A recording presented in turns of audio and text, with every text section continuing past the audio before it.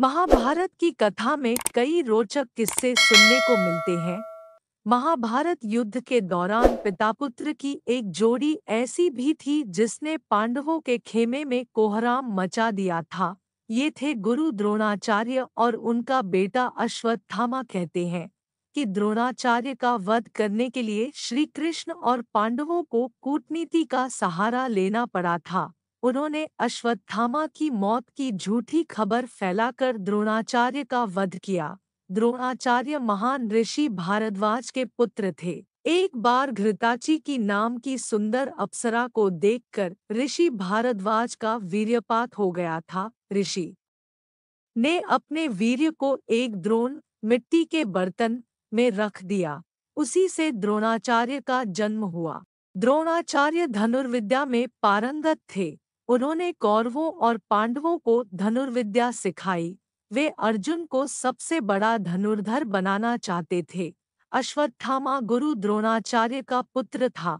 कहा जाता है कि एक बार द्रोणाचार्य और उनकी पत्नी कृषि ने हिमालय में जाकर शिवजी की तपस्या की। शिवजी ने उनकी तपस्या से खुश होकर पुत्र प्राप्ति का वरदान दिया और फिर अश्वत्थामा का जन्म हुआ। अश्वत्थामा अपने पिता की तरह शास्त्र और शस्त्र विद्या में पारंगत था। वैसे तो द्रोणाचार्य कौरव और पांडव दोनों के गुरु थे, मगर महाभारत युद्ध में उन्होंने हस्तिनापुर के सिंहासन का पक्ष लेते हुए कौरवों की तरफ से लड़ाई की। उन्होंने युद्ध में कई बार कौरवों की सेना का नेतृत्व भी किया।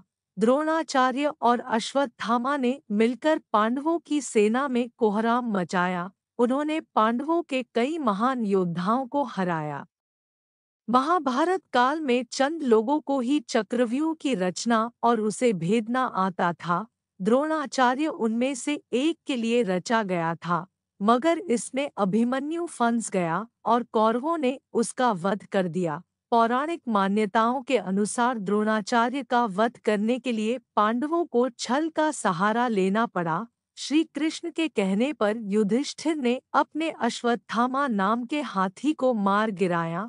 फिर खबर फैला दी कि अश्वत्थामा का वध हो गया है। द्रोणाचार्य को लगा कि उनका पुत्र अश्वत्थामा नहीं रहा। उन्होंने तुरंत अपने सभी अस्त्र शस्त्र त्याग दिए। इस मौके का फायदा उठाकर धृष्टद्युम्न ने द्रोणाचार्य का सिर काटकर उनका वध कर दिया। कहते हैं कि अपने पिता की मृत्यु की खबर सुनकर अश्वत्थामा आग बबूला हो गया। उसके सिर पर खून सवार हो गया। महाभारत युद्ध भले ही पांडवों ने जीत लिया।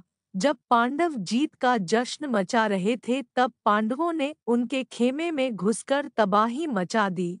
अश्वत्थामा ने द्रौपदी के 5 पुत्र और धृष्टद्युम्न का उस समय वध कर दिया जब वे सो रहे थे। माना जाता है कि इस घटना के कारण अश्वत्थामा को सदियों तक जिंदा रहकर दुख भोगने का शाप मिला था।